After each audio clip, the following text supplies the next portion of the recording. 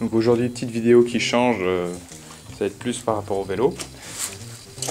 Par exemple, je vais prendre comme exemple en fait cette jante que j'ai récupérée l'autre jour sur le bord de la route. Comme ça, je roulais avec celui-là sur la remorque parce que le mien, le vert, le Go Sport là, il avait pneus avant et pneus arrière crevés. Donc j'ai ramené deux chambres à air. Et du coup, au moment de rentrer chez moi, j'ai trouvé ça sur le trottoir après une grande montée. Et je l'ai accroché au guidon comme ça. Ça, c'est le vélo spécial encombrant, qui vient des encombrants aussi. Et donc aujourd'hui, je vais vous montrer pas comment réparer une chambre à air, parce qu'elle a l'air bien, bizarrement, alors que la jante est dessoudée et gravement tordue. Je vais montrer comment démonter un pneu, une chambre à air, d'une jante de 26 pouces pour VTT. Pour démonter la jante, juste utiliser ça en plastique et ça, ce qui est en fait une sorte de canif de poche mais spécial vélo avec tous les premiers outils pour un vélo bien sûr. Et ça, je sais plus comment ça s'appelle, en plus cela est sans boîte, ça permet d'enlever le pneu de la jante. Et vu qu'ils sont en plastique, mais ils sont vieux hein, donc mais ils tiennent bien, on suis pas mal servi. Ils abîment pas la jante, surtout quand on a des jantes noires mat ou ce genre de trucs. Même les pneus, ça les abîme pas. Donc là, commencer à démonter la jante en espérant que la caméra ne tombe pas par terre. Bien sûr, on voit rien avec cet angle-là, donc je vais essayer de changer l'angle.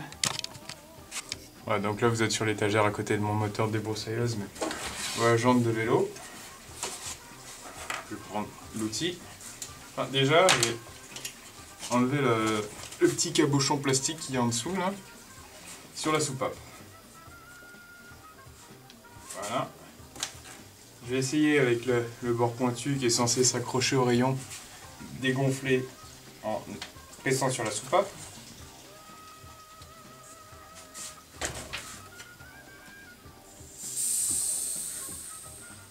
Donc il y a un peu d'air qui est sorti, ça prouve qu'elle n'est pas percée, donc c'est une bonne chambre à air malgré l'état de la jante. Franchement cette jante, ça tu peux pas avoir un accident, avoir une jante comme ça, moins de te faire rentrer dedans par une bagnole. Mais là, je pense que ça devait être un vélo qui était accroché sur un truc et ils ont essayé de piquer la jante et ils n'ont pas réussi. Alors ils ont, je sais pas, j'en sais rien, mais ils ont des traces de pied. Enfin, il y a des gens qui ont sauté sur la jante à pieds joints, quoi. Ce qui est vachement intelligent. Enfin, c'est peut-être ce qui m'a permis de l'avoir. Tant mieux. Et les roulements dessus, enfin, il n'y a pas de jeu donc. Peut-être pouvoir réparer une jante qui, elle, est bonne, pas trop voilée, pour mon vélo spécial encombrant. Le vélo avec la remorque. Voilà. Ah oui, merde, j'ai même pas montré. Alors, faut mettre... c'est assez facile au final, avec une jante tordue.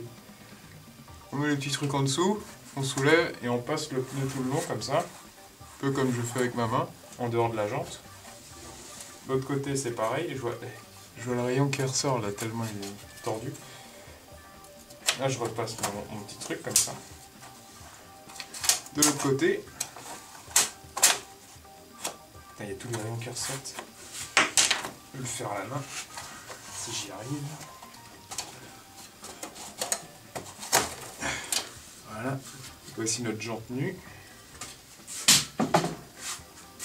Voici notre pneu. Avec une chambre à air. J'ai déjà regardé si la chambre à air est bonne à récupérer, c'est-à-dire s'il n'y a pas de trou dedans. Enfin de réparation. Chambre à air Decathlon, Between, donc c'est de la merde. Mais ça tient toujours l'air. 26 pouces.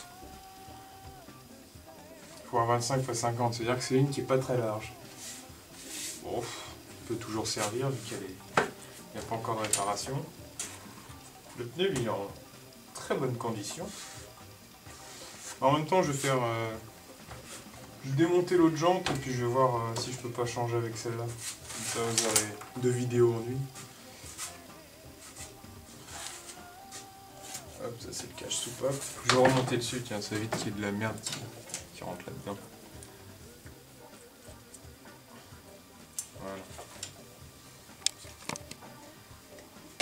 Voilà l'autre jante. Bon, elle est jaune. Celle qui était venue avec le vélo Mercier. Sur celle-là, le roulement est bon. J'ai jeté celle à l'arrière qui avait le roulement complètement détruit dessus. J'ai passé des jours sur l'autre jante, mais j'ai pas réussi à la sauver. Donc elle a un bon roulement, une chambre à air pourrie et un pneu qui fait glang quand on roule. Ce qui est assez marrant, hein, mais surtout les gens quand ils me regardent quand j'ai la remorque. Ça c'est pas très grave. Donc là-dedans je sais déjà qu'il n'y a plus d'air. Vu qu'elle est foutue. Hop. Hop. Après on devient habitué. Pareil derrière. Et enlevé. Juste que l'autre j'ai fait un peu au ralenti. Hop, la chambre à air prend par la soupape, on tire, elle s'envoie tout le long. Alors, on a quoi ici? Là c'est marqué en gros, Décathlon, cycle. C'est une vieille chambre à air vu qu'il n'y a plus marqué Between dessus. 26 pouces x 1,75 et celle que j'ai retirée. En fait, je pense que c'est parce qu'il y a de l'air dedans. J'ai l'impression qu'elle est plus grande. Ici. Je sais pas, mais si on voit la différence, mais entre l'ancienne, on sent qu'elle est plus solide que celle-là. Et celle-là tient plus l'air et celle-là, elle la tient. Donc, Made in China et celle-là, on sait pas. Maintenant, ils sont obligés de marquer. Donc là, c'est x 1,75. Bien, bon, je reprends. 26 pouces fois 1,25 en diamètre, slash 1,50, et là c'est 26 pouces x 1,75 slash 2. Donc celle-là elle est plus grosse, donc elle est mieux. Celle-là elle est plus fine, c'est plus pour les petits pneus. Mais je m'en tape vu le nombre de trucs que j'ai pu faire sur des vélos. Alors.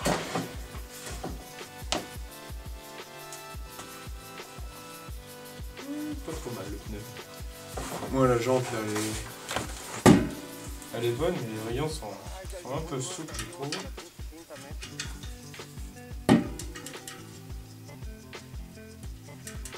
Moi, je sais pas trop comment dévoiler une jante. Alors, je sais pas, donc je préfère pas y toucher. Je vais pas donner ça à un pro parce que je vais pas payer pour un vélo que j'ai récupéré gratos. Donc ça, comment le remontage. Je lui montre ma petite soupape que j'avais remise tout à l'heure. Sur le côté. Je trouve le trou. Non, d'abord il faut la monter dans le pneu. Donc chambre à air, pneu. Je la glisse dedans. Si vous avez un pneu pas trop large, ça devrait pas être trop embêtant à mettre. Voilà, tout le long. Je vais pas montrer comment on met une rustine parce que je vais peut-être réparer l'autre. Je vais voir s'il y a un trou dedans, je ferai une vidéo. Comment réparer une fuite sur sa chambre à air. Et déjà, il faut peut-être savoir la démonter.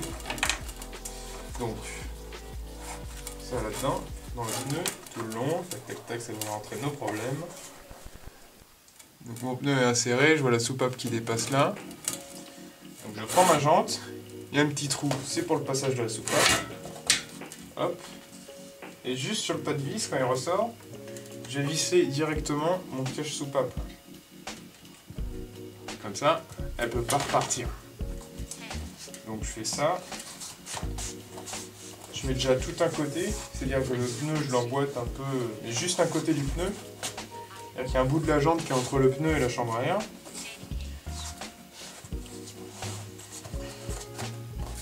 Voilà.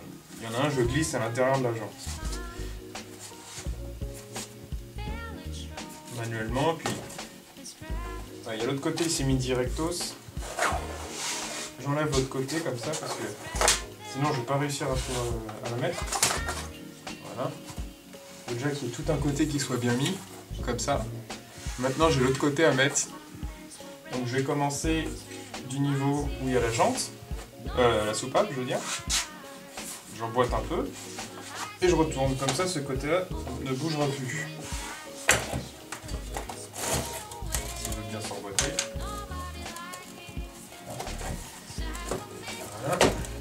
Sur les bords, ça vient tout seul. Nickel celle-là. Il faut se battre pour les avoir. Celle-là, aucun problème. J'ai un bon pneu. Comparé à l'ancien pneu. Voilà, lui il est tout usé. Puis quand on roule, ça fait vraiment ça. Alors que lui, quand on roule, ça fera pas trop de bruit, ça fera pas des à-coups. Donc lui il est pas mal. Je peux remonter sur le vélo directos. Je vais filmer ça en plus. Voilà le vélo. Je vous déconseille de gonfler avant d'avoir mis sur le vélo. C'est surtout niveau pour vos freins. Sinon vous allez être embêté. Vous devrez obligatoirement desserrer vos freins et les remettre. Donc là j'ai une attache rapide sur cette jante. Donc je veux qu'elle soit ouverte. C'est dur de filmer à l'envers. Tac, comme ça. Je l'emboîte. Je l'enquille. Je serre d'un côté, je tiens le papillon d'un côté, parce que quand on va le fermer, je veux pas qu'il soit côté rayon, ça va être embêtant. Donc je laisse ouvert, je serre légèrement, jusqu'à ce que je sente une toute petite résistance. Je desserre au fur et à mesure que j'essaye de mettre le papillon en place. Non, ça c'est trop. Là c'est bon. Donc ce bruit là c'est parce que mon frein est défait. Donc moi je vais regonfler avec une pompe à pied. Le voici. Je l'ai acheté en brocante pour 50 centimes. Ça valait le coup. Je mets la soupape en bas. En sorte que le vélo tienne bien. Parce que quand on va le gonfler, il va vouloir bouger le vélo bien sûr. On change son point de hauteur avant. Donc ça, je la mets dessus.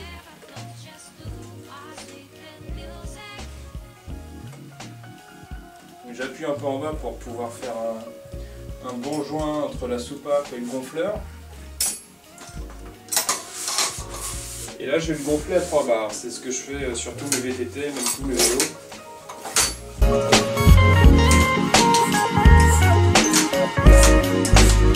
soupape est mal mise en place.